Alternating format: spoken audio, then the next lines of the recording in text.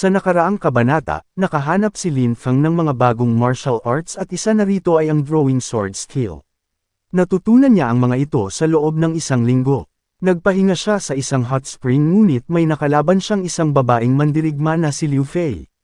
Tinakasan niya ito dahil sa estad niya ngayon ay hindi pa niya magagawang manalo laban dito.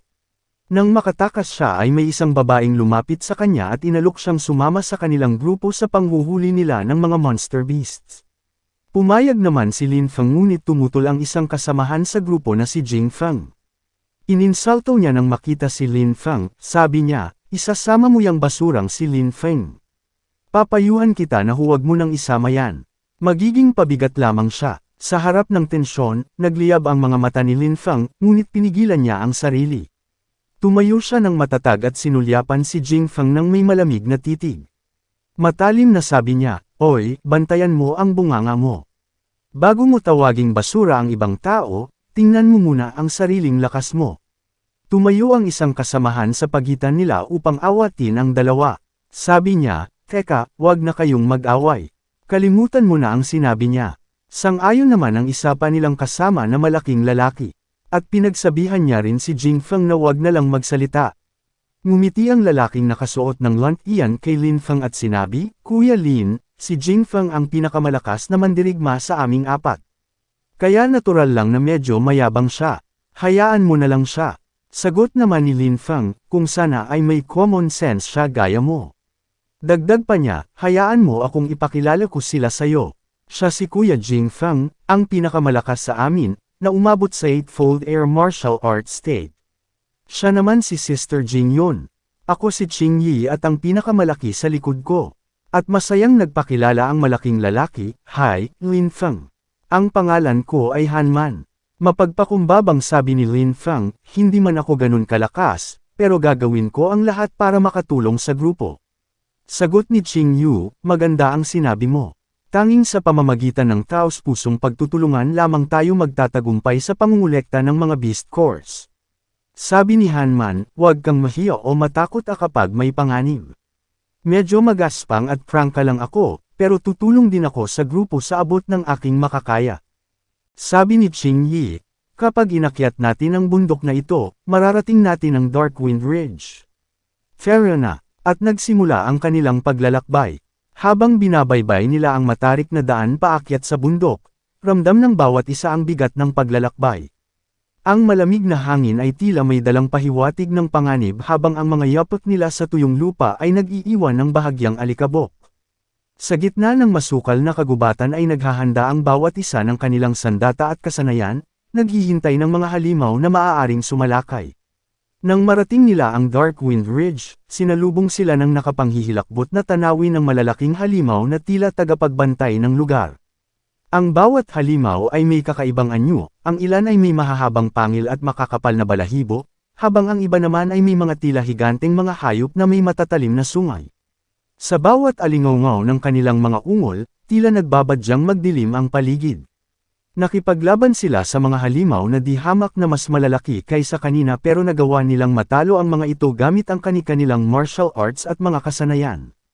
Pagkatapos ng labanan, ang paligid ay tahimik na muli, maliban sa mahinang ihip ng hangin na nagdadala ng halimuyak ng dugo. Sa kabila ng pagod, ang grupo ay nagpatuloy sa kanilang paglalakbay, baon ng kumpiyansa sa kanilang lakas at pagkakaisa. Ang Darkwind Ridge ay naging saksi ng kanilang tapang at kasanayan, ngunit ang landas na kanilang tinatahak ay tila nangangako ng mas matitindi pang hamon. Habang binibilang ni Ching Yi ang mga Beast Course na kanilang nakuha, nagliwanag ang kanyang mukha sa kabila ng pagod. Ang bawat core na hawak niya ay tila nag-aapoy, isang simbolo ng kanilang tagumpay laban sa mga halimaw. Habang hawak ang isang nagliliwanag na core, sabi niya, "Maganda ang resulta natin. Nakakuha tayo ng mahigit 20 Beast Course."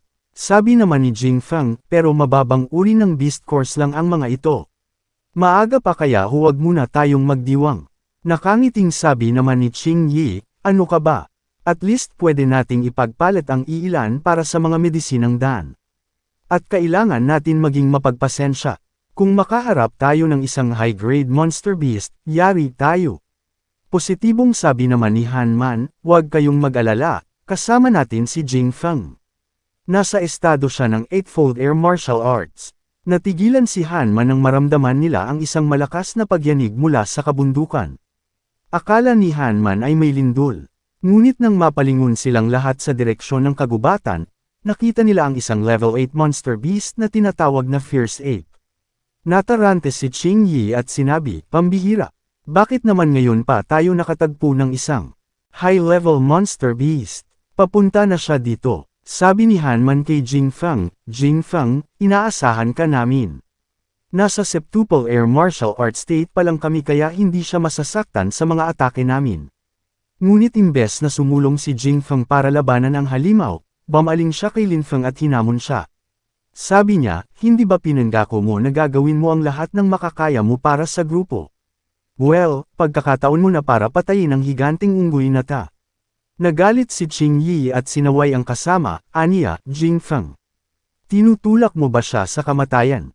Ikaw lang ang makakalaban sa level 8 monster beast na ito." Ngunit seryosong sabi ni Linfeng, "Tama na. Lalabanan ko ito." Dahil napagdesisyonan niyang lumaban, nag-alok si Qing Yi na tutulungan siya. Sumunod din si Hanman na nagsabi, "Sama niyo rin ako." Sabi nga nila, "Two is better than one." Sabi ni Linfeng, "Salamat sa kabutihan niyo. Pero hindi ko ito gagawin dahil lang nang padalos-dalos ako. Meron akong tiwala at kumpiyansa sa kakayahan ko na matatalo ko ang Fierce Ape na ito. Kaya hintayin niyo lang ako at manood dito." Nang makalapit ang malaking halimaw, tensyonadong nanunood sa gilid ang apat na kagrupo ni Linfeng. Habang si Linfeng ay naghanda na umatake, matapang na sabi niya, "Magpa-practice ako ng kakayahan ko sayo." At sa isang mabilis na galaw, inatake ni Linfeng ng malakas ang halimaw at napaatras dito halos mawalan ng balanse. Gulat na sabi ni Jingfeng, "Paano nangyari ito?"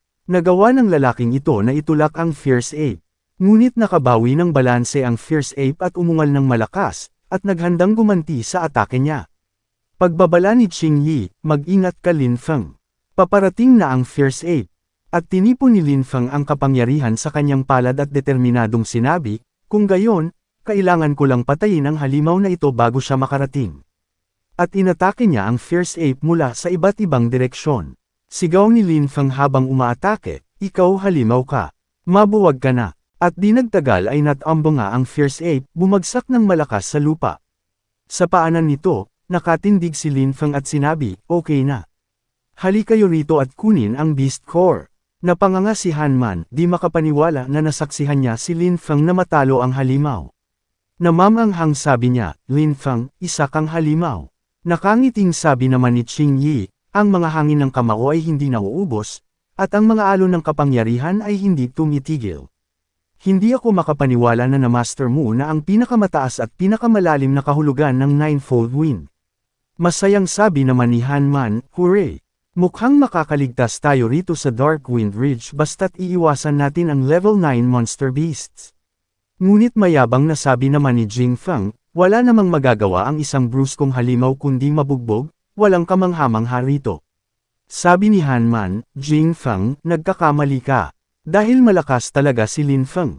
Sumang-ayon din si Qing Yi at sinabi, "Oo nga kaya hindi basura si Kuya Lin, sa tingin ko nagkakamali ka ng akala sa kanya." Kumpiyansang sabi ni Linfeng, "Natamba na lang ang halimaw bago ko papalakasin ang kapangyarihan ko. Higanti lang ang unggoy na ito sa pangalan. Pero hayaan na natin, umalis na tayo at magpatuloy sa paglalakbay." Ngunit pagkasabi niya nito, may naramdamang kakaiba sa hangin si Linfeng. Bigla silang nagulat sa nakita nila. "Anong meron?" tanong ni Jingfeng. Sabi ng mga kasama ka, "Tumingin ka sa likod mo." Galit na sabi ni Jingfeng, "Ano bang ginagawa mo? Lagi ka nalang gumagawa ng gulo." At paglingon niya, laking gulat niya nang makita ang isang level 9 monster beast spectral wolf. Ni hindi nila namalayan na nakalapit na ito sa kanila. Sabi ni Hanman, isang napaka-brutal na halimaw nito sunod lang sa spirit monster beast. Darating at aalis ito ng walang iniiwang bakas, at adik ito sa pagtutorture ng mga tao. Biglang nagutos si Jingfeng sa mga kasamahan niya, "Hoy, bilasan nyo at i-cover nyo ko sa harapan. At hahanap ako ng paraan para atakihin ito." Ngunit paglingon niya, nagulat siya dahil walang kumikilos sa mga kagrupo niya. Kaya galit na sigaw niya, "Bakit hindi kayo gumagalaw? Anong ginagawa ninyo?" Si Lin Feng ang sumagot, aniya, sinabihan ko silang umatras.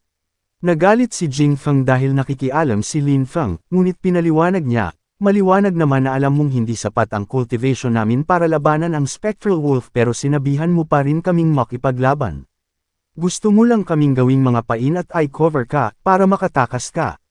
Maging ako, nagawa kong patayin ang higanteng Fierce Ape kahit na ang level nito ay mas mataas kaysa sa cultivation state ng martial arts ko, kaya hindi mo ba kayang talunin itong Spectral Wolf sa sarili mo? Gigil na bulalas ni Jing Feng, Lin Feng, hayop ka. Kung gayon, sige hayaan mong ipakita ko sa iyo ang napakamakapangyarihan kong Sword Warrior Soul sa Eightfold Air Martial Arts State. At pinakawala ni Jing Feng ang malakas na enerhiya ng Warrior Soul niya, at umatake tungo sa Spectral Wolf gamit ang Thunder Frightening Swordsmanship. Ngunit sa isang nakakapangilabot na eksena, ang malupit na Spectral Wolf ay nagpakita ng kahangahangang liksi at lakas. Ang Thunder Frightening Swordsmanship ni Jing Feng ay tila nawala ng bisa laban sa kagalingan ng halimaw. At kahit na hinulma niya ang kanyang enerhiya bilang isang malaking espada at buong puwersang umatake, nahawakan lamang ito ng halimaw gamit ang malalakas nitong mga kuko. Nagawang itulak ni Jing Feng ang halimaw ngunit mabilis na nakabawi ang Spectral Wolf. Ang mga mata nito ay kumikislap ng malamig na liwanag, at sa isang iglap, umatake ito ng walang awa. At sa isang mabilis na galaw ay tumagos ang matalas na mga kuko nito sa katawan ni Jing Feng. Sa lakas ng tama, napaurong si Jing Feng, halos mawala ng balanse, habang bumulwak ang dugo mula sa malalim na sugat sa kanyang katawan. Ang eksena ay puno ng katahimikan bago na puno ng pag-aalala ang mukha ng kanyang mga kasama. Ang ilan ay napaatras sa takot habang ang iba ay nanatiling nakabantay, nag-iisip kung paano tutugon sa sitwasyon. Alam nila na ang Spectral Wolf ay hindi isang karaniwang halimaw, ito ay isang matalinong nilalang na kayang magbasa ng galaw ng kalaban at mag-counter-attack ng mabilis. Sabi ni Qing Yi, hindi ko akalain na maging si Jing Feng ay walang magawa laban sa Spectral Wolf. Ang level 9 monster beast na ito ay talagang masyadong malakas para sa atin. Determinadong sabi ni Han Man, manatili lang tayong kalmado. Atakihin natin ito ng magkakasama hanggang sa matalo natin ito. Tanong ni Lin Feng, Qing Yi, ano ang kahinaan ng Spectral Wolf na ito? Napaisip si Qing Yi, kahinaan kamo. Naaalala ko na nakatala sa Monster Beast Handbook na ang Spectral Wolf ay sobrang agresibo at napakabilis kumilos, pero mahina ang depensa nito. Lalo na sa parteng lalamunan, kaya ito ang dahilan kung bakit lagi itong umaatake gamit ang mga kuko. Kaya kanila pinigilan nito ang atake na maaaring makapanakit sa lalamunan nito. Ngunit biglang natigilan si Qing Yi nang mapagtanto na mukhang plano ni Lin Feng na atakihin ito kaya siya nagtanong. Nakangising sagot ni Lin Feng, gusto kong malaman kung alin ang mas mabilis, ang kuko niya o ang espada ko. At tumalon si Lin Feng nang mabilis sa likod ng halimaw, at hinugot ang kanyang espada. Sa isang iglap, nagningning ang espada ni Lin Feng sa ilalim ng malamlam na liwanag, na parang isang kidlat na dumulas sa hangin. Ang kanyang bawat galaw ay punong-puno ng bilis at katumpakan, na parang isang sining na isinayaw sa gitna ng labanan. Habang nakatalikod ang halimaw, hindi nito namalayan ang nalalapit nitong wakas. Ang talam ng espada ni Lin Feng ay samugat sa hangin, at tumagos sa lalamunan ng halimaw. Isang nakakabinging alingawngaw ang sumunod, ang paghiyaw ng halimaw na puno ng galit at sakit. Kasabay nito, bumagsak ito sa lupa, na lumikha ng isang malakas na alon ng alikabok at nagpagalaw sa mga sanga ng mga puno sa paligid. Tumalon si Lin Feng at lumapag sa lupa, kalmado ngunit alerto, habang ang malaking katawan ng halimaw ay unti-unting nawalan ng buhay. Ang lupang kinatatayuan ng halimaw ay tila nabiyak mula sa bigat ng pagbagsak nito, at ang paligid ay puno ng enerhiya ng nagdaang labanan. Ang malamig na ngisi sa kanyang mukha ay nanatili habang pinagmamasdan ang resulta ng kanyang malinis at maingat na pag-atake. Napanganga si Hanman at nanginginig sa pagkabigla, hindi makapaniwala sa kanyang nakita. Sabi niya, imposible yun. Itong, sabi ni Lin Feng, mukhang pangkaraniwan lang ang Spectral Wolf na ito. Sabi ni Qing Yi, Lin Feng, ang martial arts moves mo. Mayroon ka bang taglay na Sword Warrior Soul? Sagot ni Lin Feng, hindi, gumamit lang ako ng isang martial art na may kaugnayan sa espada. Nakangiting sabi ni Han Man, ngayon na napabagsak mo ang Spectral Wolf, ang core ng halimaw na ito ay nararapat lang na mapasa iyo. Sumang-ayon din si Qing Yi. Ngunit tumanggi si Lin Feng at sinabi, hindi, paghatian na lang natin ito. Yun ang napagkasundoan natin sa umpisa pa Aleng. Paano ko magagawang kunin lahat? Ngunit biglang nagsalita si Jing Feng, sandali lang. Mukhang nakakalimutan niyo ako. Nakadapa siya sa lupa, hindi na makatayo dahil sa natamong pinsala. Tumutulo ang dugo sa kanyang bibig. Habang gumagapang, nakangisi pa siyang nagbanta sa mga kasama. Aniya, siguraduhin yung aalisin niyo ko sa lugar na ito, at ibibigay niyo sa akin ang kalahati ng mga best course. Dahil kung hindi sinusumpa kung hindi kayo mamamatay ng mapayapa. Huwag niyong kalimutan, alam ng kuya ko na pumunta ako dito sa Darkwind Ridge kasama kayo. Pinaliwanag ni Qing Yi ang sitwasyon kay Lin Feng, ang kapatid ni Jing Feng ay ang ika-6 na pinakamakapangyarihang miyembro sa labas ng Yunhai Clan. Naabot niya na ang rurok ng Nonaple Air Martial Arts State. Mas makakabuti para sa atin na hindi na tayo madamay sa anumang gulo, kaya ibigay mo na sa kanya ang kalahati. Sabi pa ni Jing Feng, ngayong alam mo na, bakit hindi mo ko tulungang makabangon dito? Suhestyon ko na gamitin mo ang common sense mo. Kapag may nangyari sa aking di maganda, tiyak na pahihirapan ka ng kuya ko hanggang kamatayan. Ngunit malamig lamang ang tugon ni Lin Feng, ano naman ngayon? Nagulat si Jing Feng sa naging reaksyon niya na hindi siya naapektuhan sa pagbabante niya. Habang nagsalita si Lin Feng, ramdam sa kanyang boses ang hinanakit at galit na matagal na niyang kinimkim. Ang malamig na ihip ng hangin sa paligid ay tila sumasalamin sa tensyon na bumabalot sa kanilang paligid. Sa bawat salitang binibitawan niya, lalong bumibigat ang hangin, na parang nagbabanta ng nalalapit na labanan. Sabi niya habang tinitignan pababa si Jing Feng, kahit kailan hindi kita ginawa ng masama, pero laging mainit ang mata mo sa akin. Pinagbigyan kita dahil pareho tayong mga disipulo ng Yunhai Clan. Ginamit mo pa ang Monster Beast para patayin kami, para lang makuha mo ang lahat ng Beast Core na nakolekta ng grupo. Ngunit sa kasamaang palad, niligpit ko ang Monster Beast. Akala ko baka pagsisihan mo ang ginawa mo, pero ngayon malinaw na talagang wala kang kwenta. Dahan-daang hinugot ni Lin Feng ang kanyang espada. Ang matalim nitong gilid ay kumikislap sa ilalim ng liwanag ng araw, at ang kanyang mga mata ay singtalam nito na nakatutok sa kanyang kalaban, na nagsusumamo sa kanya. Malamig na sabi ni Lin Feng, ang kuya mo. Wala akong pakialam kung sino pa siya. Ang kalaban, bagamat puno ng yabang kanina, ay nanginginig na ngayon sa takot. Ramdam niya ang matinding pressure mula kay Lin Feng, isang presensyang hindi niya inaasahang magmumula sa sinasabing basura ng Yunhai Clan. Napuno ng takot ang kanyang mukha at pinagpawisan siya ng malamig nang makita ang matalim na espada na papalapit na sa kanya. Natatarantang sabi niya, "Oy, sandali, anong ginagawa mo?" Nagsusumigaw na sabi ni Jing Feng, "Hindi ko nahihingin ang Beast Core. Basta iligtas mo lang ako, tatanggapin ko kahit anong kondisyon mo." "Okay, pakiusap, hayaan mo kung mabuhay." Ang mga kasamahan nila sa grupo ay napatingin, ramdam ang tensyon at halos hindi makagalaw sa takot. Ang presensya ni Lin Feng, na puno ng determinasyon, ay nagparamdam sa kanila na tila ibang Lin Feng ang kanilang kaharap. Ngunit sinubukan pa rin siyang pigilan ng mga kasamahan niya. Sabi ni Han Man, "Lin Feng, gagawin mo ba talaga?" Sabi naman ni Qing Yi, "Kalimutan na lang natin ang nangyari." Habang takot na nanunood naman sa likod nila si Jing Yun. Ngunit seryosong sabi ni Lin Feng, ang mga salita ng isang masamang tao ay hindi kailanman mapagkakatiwalaan. Kung ililigtas ko siya ngayon, sa ugaling meron siya ay tiyak nakakagitan niya ang kamay na nagpakain sa kanya. At sa isang mabilis na galaw ay walang awa niyang tinapos ang buhay ni Jing Feng. Tumilamsak ang dugo sa kanyang mukha ngunit nanatili siyang walang emosyon.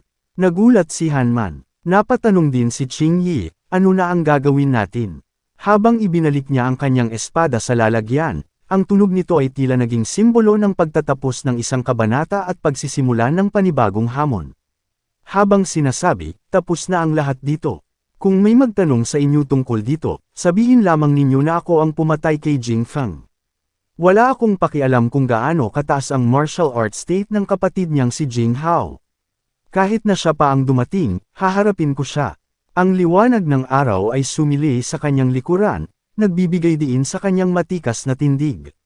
Isang pahiwatig ng isang bagong Lin Fang, hindi na ang dating inaalipusta, kundi isang mandirigmang hindi pwedeng basta-basta baliwalain.